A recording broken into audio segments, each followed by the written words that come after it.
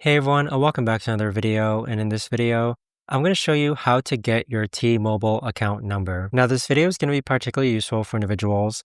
Let's say that you want to go ahead and get your T-Mobile account number for support purposes.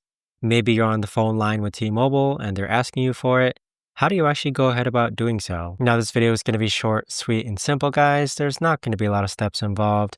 But in order to do this, what you're first going to do is log on to the T-Mobile app. Next, you're going to click on Manage on the bottom right-hand corner. Now, on the upper hand corner, we have some blurred out information, but you should see where it says account number, and then there's going to be an eyeball icon. If you click on the eyeball icon, that is going to reveal your T-Mobile account number. But there you have it, guys. That right there is the best and easiest way that I know of to actually go ahead and get your T-Mobile account number.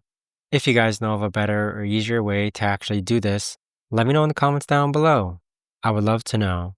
Thanks so much for watching, everyone, and I'll see you guys all in the next video.